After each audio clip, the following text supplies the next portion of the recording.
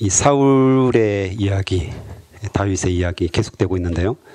사울을 보면 참 불쌍하다는 생각들이 많이 듭니다. 계속해서 다윗을 쫓아다니면서 죽이려고 하죠. 그래서 물론 이해는 됩니다. 그래서 자신의 자리를 지키기 위해서, 그래서 왕권을 지키기 위해서 끊임없이 노력하는 모습이잖아요. 세상적인 생각으로 본다면 맞는 이야기죠. 자기의 자리를 지키고 왕권을 지키는 것이, 왕권을 강화하는 것이 마땅한 일이잖아요. 왕이니까. 그런데 거기에 다윗을 너무 쫓아다니다 보니까 문제들이 많이 생겼던 것 같아요. 오늘 이제 말씀에서 보면, 중간에 보면 14절에 보면 다윗이 이제 아브넬을 부르잖아요. 창과 물병만 가지고 오고, 그래서 기름 부음 받은 자를 죽일 수 없다 해가지고, 그래서 이제 아브넬이 지키고 있었기 때문에 아브넬을 불러요. 아브넬아 하고 멀리서 부르잖아요. 그랬더니 아브넬의 답변이 참 특이해요. 이르되 14절 보면 왕을 부르는 너는 누구냐? 좀 이상하지 않습니까? 왕을 부르는, 아브넬을 불렀는데 갑자기 아브넬이 대답하기를 왕을 부르는 너는 누구냐? 자기를 지금 왕으로 생각하고 있는 듯한 그런 느낌이 들어요. 실제로 그랬는지는 모르겠지만 나중에 보면 어때요? 사울이 죽은 후에 이 아브넬이 정권을 가지고 7년 동안 통치를 하죠. 실제로 왕을 허수아비로 만들어버리잖아요. 그런 의미에서 본다면 굉장히 지금 사울이 위태로운, 다윗을 죽여서 자기의 왕권을 강화하고자 했지만 굉장히 지금 위태로운 상황에 있다는 것을 알 수가 있어요. 실제로 자기 부하가 스스로 왕이라고 생각하는 그런 지경에 이르렀으니까. 그래서 계속해서 다윗을 쫓아다녔지만 얻은 것은 없었고 결국에는 자기 왕위조차도 지킬 수 없는 그런 위태로운 상황 속에 있는 모습을 보면 참 불쌍하다, 이런 생각들을 하게 됩니다. 오늘 또 10사람들의 그 고발에 3,000명을 데리고 광야로 내려가잖아요. 그런데 결국에는 죽이지도 못하고 나중에 오히려 다윗이 살려주는, 그래서 월요일 날 말씀하고 거의 데칼코멘처럼 이렇게 겹치는 부분들이 있는 거잖아요. 사울의 고백들을 쭉 봐보면, 오늘 또 이제 마지막 절에 보면 나와 있고요. 사울의 고백을 봐보면 알고 있죠. 뭘 알고 있죠? 하나님께서 다윗을 기름 부어서 세우셨다는 걸 알 수 있어요. 왕으로 세우셨고 차기 왕으로 세우셨다는 것을 분명하게 알고 있거든요. 그 고백을 하죠. 그래서 너를 세웠고 네 왕국이 창대할 것이고 하나님께서 너를 복되게 할 것이다. 이것까지도 다 알고 있는 그런 상황이었죠. 그래서 월요일 말씀에서도 동일하게 그 고백을 하지만 또 쫓아오거든요. 지금 잘 알고 있었지만 행하지 않는. 왜 그랬을까? 여러분도 잘 알고 있겠지만 탐욕이죠. 탐욕, 욕심. 모든 인간에게 있는 욕심이죠. 왕이 되었고 그 왕위를 유지하고 싶고 자식에게 물려주고 싶은 그런 탐욕이 있는 거죠. 권력에 대한 탐욕이 있었고 또 물질에 대한 탐욕이 있었던 거죠. 그 탐욕 때문에 문제가 생기는 겁니다. 그래서 야고보서 1장 15절에도 보면 욕심이 잉태한 즉 죄를 낳고 죄가 상성한 즉 사망을 낳느니라. 어찌 보면 이 사울에게 딱 적당한 말씀이 아닌가, 이런 생각이 들어요. 계속해서 일생을 두고 기름 부음 받은 후에, 기름 부음을 받았다는 것은 하나님께서 알아서 하시겠다는 거 아닙니까? 근데 끊임없이 자신의 힘으로 왕위를 지키려고 했었고 그 욕심을 계속해서 자라게 했죠. 그래서 그것이 죄가 되었던 것이고 다윗을 죽이려는 죄가 계속해서 나아졌던 거잖아요.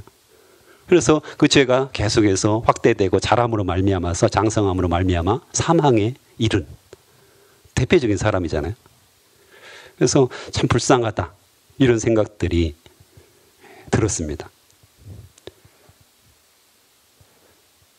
그런데 사울만 불쌍하냐? 이 생각을 했을 때 내 삶을 봐도 나도 참 불쌍한 사람이다. 이런 생각들이 들더라고요. 늘 기도하는데 기도의 대부분의 제목들이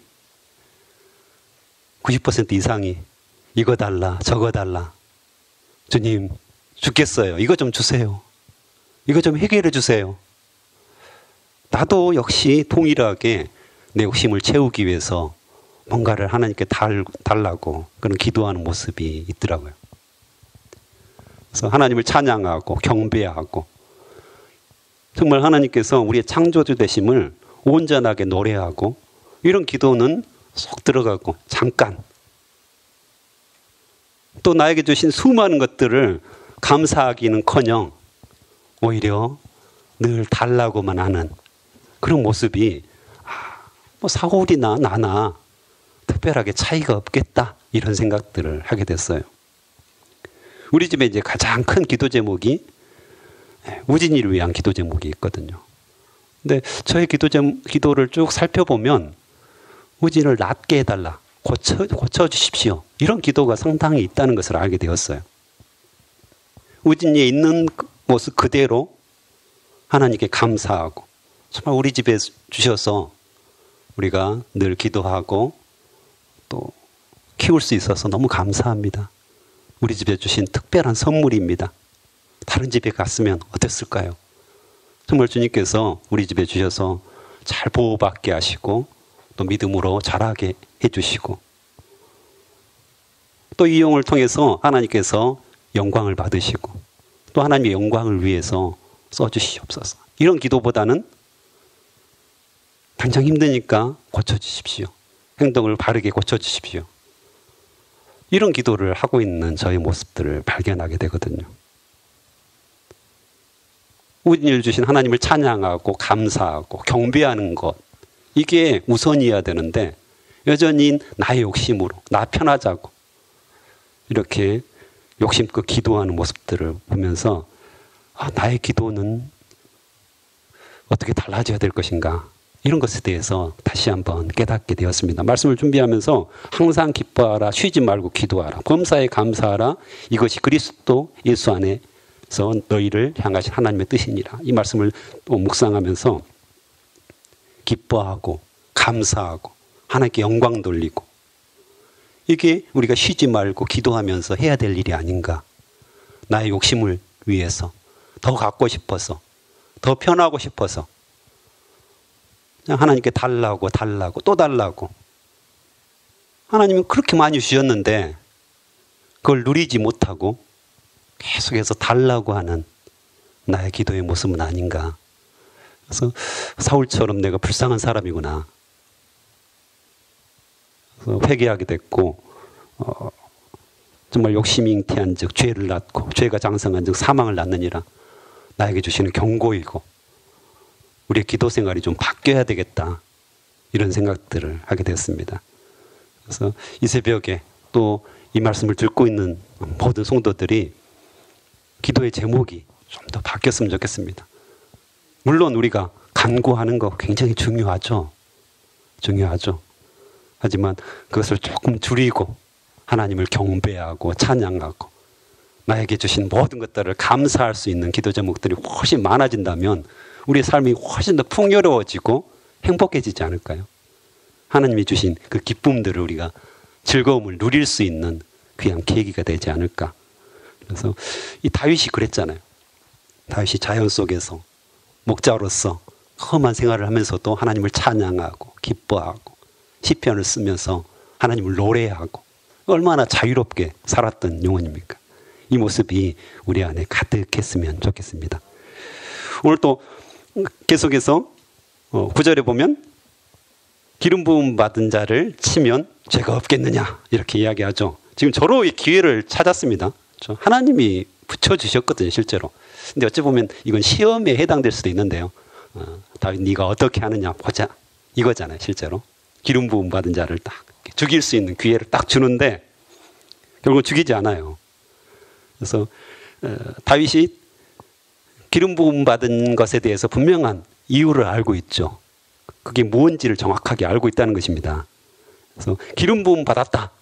이건 왕, 선지자, 제사장, 삼중직이라고 하잖아요. 그래서 구약에서는 이 세 사람에게 기름을 부으셨죠. 그런데 그 의미가 이 사람들을 하나님의 특별한 소유로 구별한다는 의미거든요. 실제로. 물론 모든 것이 하나님의 소유잖아요. 모든 것이 하나님의 소유예요. 하나님이 다 주인이시죠. 하지만 왕, 선지자, 제사장을 특별하게 하나님이 택하셔가지고 소유로 인정한다는 의미가 있거든요. 또한 이 세 직분에 대해서 하나님의 신적 권위를 주신 거예요. 권세를 주신 거죠. 힘과 능력을 주셨어요. 그래서 그 직분을 통하여서 하나님의 나라를 전파하고 하나님 복음을 증거하고 하나님의 임재가 이 땅에 임하도록 그렇게 하라는 거죠. 그래서 굉장히 중요한 직분이잖아요. 그래서 예수님께서 이 삼중직을 행하셨죠. 왕이시고 선지자셨고 또한 제사장으로 역할들을 담당하셨죠. 또 더 나아가서 예수님께서는 우리에게 그 직분을 맡기셨죠. 너희들은 왕 같은 제사장이다. 그래서 모든 사람이 왕이고 모든 사람이 선지자고 제사장의 직분들을 우리에게 주셨다. 이렇게 말씀을 하십니다. 그래서 우리가 하나님의 나라를 위해서 복음을 전하고 사람들을 양육하고 제자반에서 사람들을 돌보는 이 자체가 하나님이 주신 큰 특권이죠. 어떤 영적인 권위고 신적인 권위라는 거죠. 이걸 이 다윗은 잘 알고 있었어요. 그래서 하나님이 이 사람을 세워서 특별한 일에 맡기셨다는 것을 너무 잘 알고 있었기 때문에 함부로 사울을 죽이지 않죠. 몇 번의 하나님의 기회를 주셨는데 다 거부합니다. 그렇지 않다. 하나님께서 세우셨으니까 하나님께서 알아서 하실 일이지 내가 어떻게 할 수 있는 사람은 아니다. 그런데 우리가 뒷담화하는 일이 가장 즐겁다고 하잖아요. 뒷담화하는 일이 가장 즐겁습니다. 그래서 요즘 대통령 엄청 욕먹습니다. 엄청 욕먹어요. 뭘 해도 욕먹더라고요. 그래서 안타까워요. 그래서 옛날에 그 광고 카피도 있었죠. 씹고 뜯고 맛보고 즐기고 씹고 뜯고 맛보고 즐기고 이런 거 있었잖아요. 뒤에서 막 씹고 뜯고 이게 가장 즐거운 일 같아요. 그래서 자기의 어떤 불만 이런 것들을 표출하기 위해서 댓글에 막 대통령 욕하고 또 교회 욕하고 또 목사 뭐 이러면서 목사들 욕하고 뭐 이런 거. 또 직장 생활하다 보면 누구 욕하는 게 가장 즐겁습니까? 상사, 위에 사람. 그러니까 씹고 뜯는 게 가장 즐거운 일이고 또 최근에 며느락이라는 드라마가 있었는데 남편들이 꼭 봐야 된다고 해서 저도 한번 봤거든요. 이 며느리들의 애환 이걸 이제 드라마로 아주 실감나게 했더라고요. 계속해서 시댁에서 부르는 거예요. 그래서 맨날 음식 만들고 설거지하고 남은 음식 먹고 뭐 이런 거 있잖아요. 근데 며느리들의 가장 즐거운 일이 뭡니까? 시어머니 씹고 뜯고 맛보고 즐기고 네 이거 아닙니까? 근데 부모들은 시부모님들은 뭐라고 해요? 내가 우리가 뭘 잘못했냐 이거잖아요. 이게 이런 거죠. 그래서 늘 뒷담화하고 어찌 보면 하나님께서 리더로 세워주시고 지도자로 세워주셔서 우리 안에 두신 분들이거든요. 교회 안에서도 그러잖아요. 목사님을 막 헐뜯는 사람들이 종종 있어요. 찔리시는 분들이 있으시죠. 근데 그게 하나님께서 기뻐하시는 일일까요? 기름 부음 받은 자들 정말 주님께서 세우셔서 하나님의 일들을 담당하도록 또한 직장에서도 또 나라에서도 중요한 일들을 담당한 그분들 없으면 어떻게 돼요? 또 다른 사람으로 교체된다고 해서 특별한 건가요? 그렇지 않아요. 어차피 안 믿는 사람들 또 믿는 사람일지라도 그 자리에 있는 것이 그 자체가 쉬운 일은 아니거든요. 근데 우리는 계속해서 뒷담화하고 뒤에서 욕하고 이걸 즐깁니다. 우리 크리스찬들은 어떻게 해야 될까요? 비판하고 험담하고 뒷담화하는 대신에 오히려 칭찬하고 격려하고. 근데 쉽지 않잖아요. 칭찬하고 격려를 어떻게 합니까? 안 되니까 크리스찬이 할 수 있는 최대의 칭찬과 격려는 뭘까요? 기도해 주는 겁니다. 중보해 주는 거죠. 대통령을 위해서 우리가 기도하는 겁니다. 어쨌든 하나님께서 세우셨고 하나님께서 그분을 통하여서 이 땅을 통치하는 거잖아요. 목사님을 위해서 기도하는 겁니다. 상사를 위해서 기도하는 겁니다.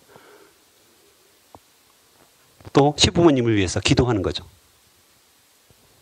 조금 전에 뺐는데 남편 험담하는 거 이게 재밌는 거잖아요. 부인들끼리 모여가지고 왜 우리 남편은 이런다고 그러는데 그 남편을 위해서 기도하는 겁니다. 기도하고 중보하고 정말 그 집분들을 잘 담당하도록 하나님께서 주신 그 놀라운 지위들을 또한 권위들을 잘 사용할 수 있도록 정말 하나님께서 기뻐하신 일에 사용할 수 있도록 기도해 주고 이게 우리 그리스도인들이 해야 될 일이죠. 자꾸 무작정 비판하고 뒷담화하고 이런 것은 하나님께서 기뻐하시는 일이 아니다. 오늘 분명하게 말씀을 하시는 거예요. 사울이 그것을 실수하는 거죠. 기름 부음 받은 자를 죽이려고 하는 그게 죄가 되는 겁니다. 그래서 마태복음에서도 외식하는 자여 먼저 내 눈 속에 들보를 빼어라. 그 후에야 밝히 보고 내 형제의 눈 속에서 티를 빼리라.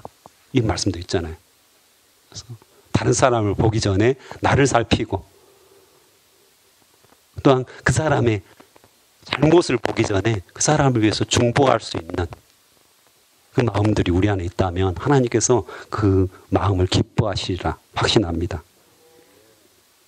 죽이지 않고 오늘 창과 물병을 가지고 오잖아요.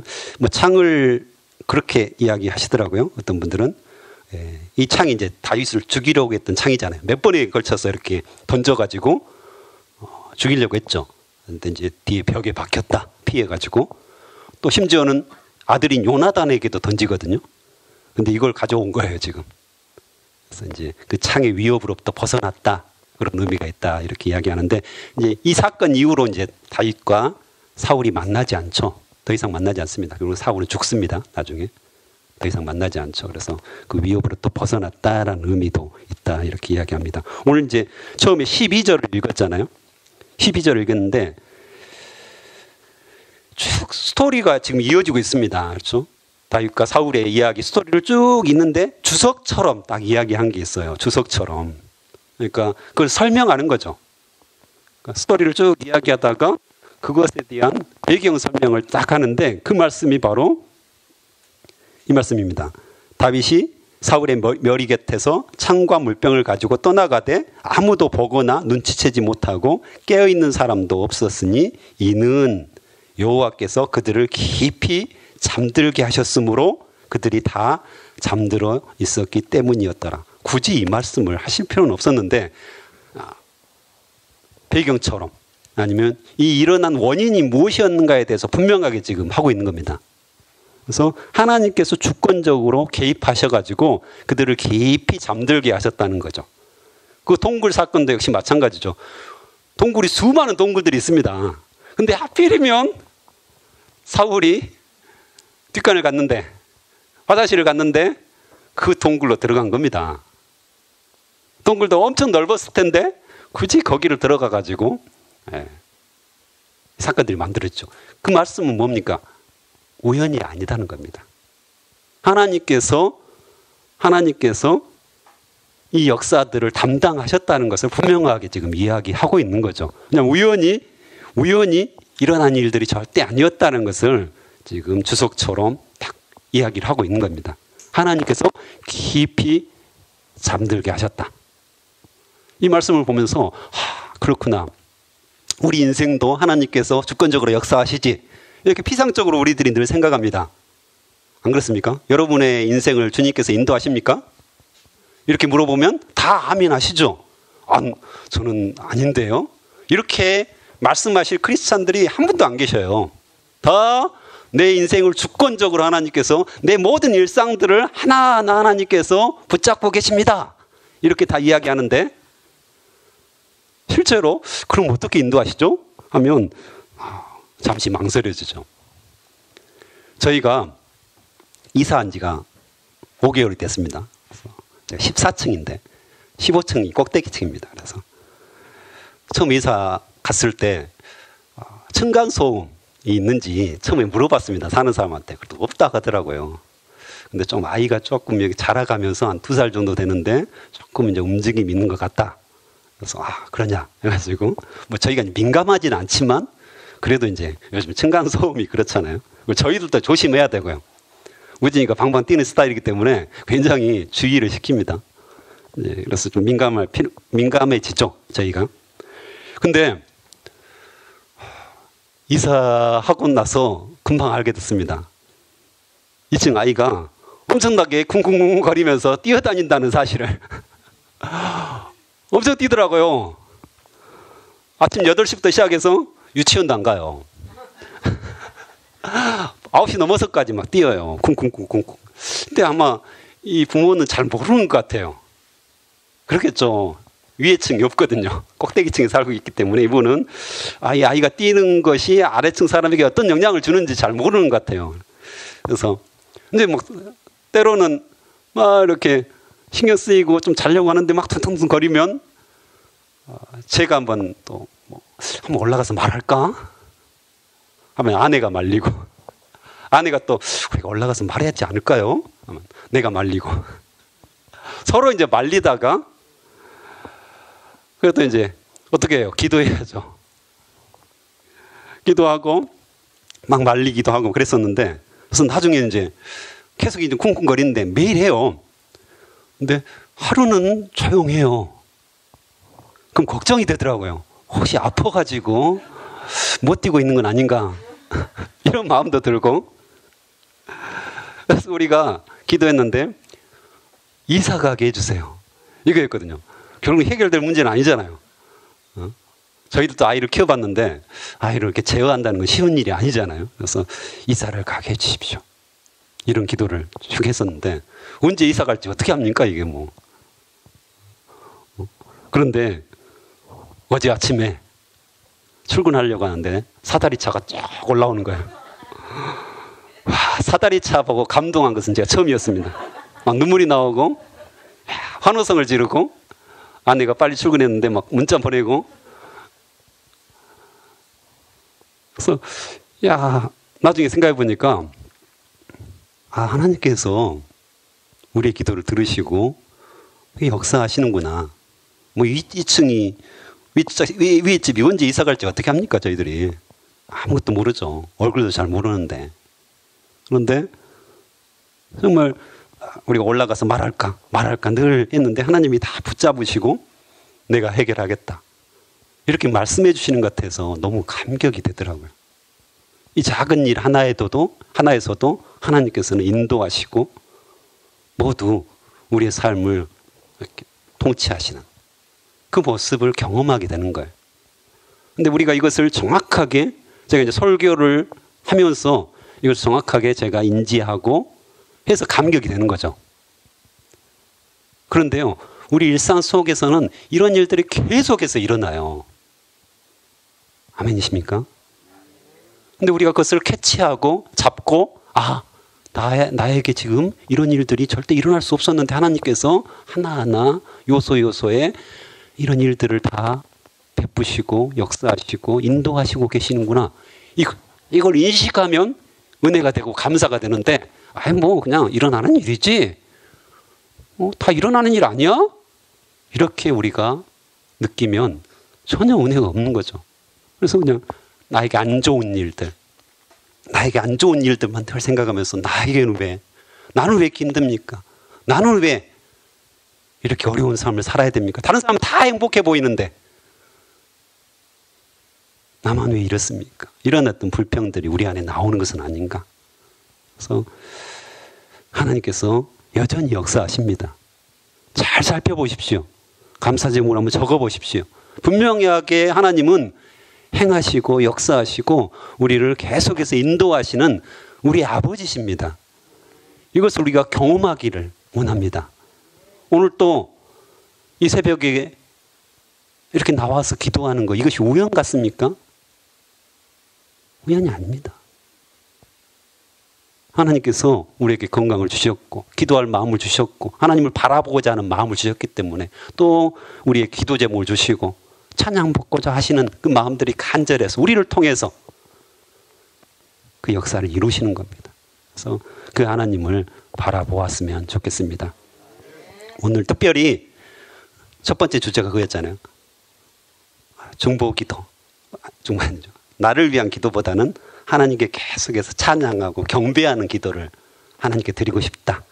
이거였는데 오늘 이 아침에 이 새벽에 그런 기도가 마음껏 드려졌으면 좋겠습니다. 하나님을 찬양하고 감사하고 경배하고 영광을 돌리고 나에게 베풀어 주신 수많은 것들을 기억하면서 역사하심을 기억하면서 하나님을 높여드리는 마음껏 높여드리는 그런 찬양의 기도가 터져 나왔으면 좋겠습니다. 함께 기도하시겠습니다. 하나님 감사합니다. 오늘 또 말씀하여 주셔서 감사합니다. 우리에게 주신 거 너무 많고 우리를 통해서 역사하시는 일들이 너무 크고 놀라운데 우리는 여전히 달라고만 하나님께 떼쓰는 그런 모습은 아닙니까? 하나님 이 시간을 통하여서 하나님을 찬양하고 하나님을 경배하고 감사하고 아버지 주님께서 우리를 통해서 행하신 수많은 일들을 놀랍게 하나님께 올려드리는 영광 올려드리는 그런 기도가 터져나오게 도와주시옵소서. 우리의 감사를 세워보게 하시고 우리에게 주신 것들을 세워보게 하시고 마땅히 세워보고 하나님께 영광을 돌릴 수 있도록 주여 인도하여 주시옵소서. 귀한 시간을 주셔서 감사합니다. 또한 감사의 제목을 가지고 하나님께 드리는 귀한 헌금을 드리는 손길들이 있습니다. 이분들에게 더욱더 감사가 넘치게 하시고 하나님께 영광 돌리는 삶을 살 수 있도록 축복하여 주시옵소서. 또한 특별히 위에 사람들, 기름 부음 받은 자들, 통치자들을 위해서 우리가 중보하는 중보의 기도 소리가 높아질 수 있도록 축복하여 주시옵소서.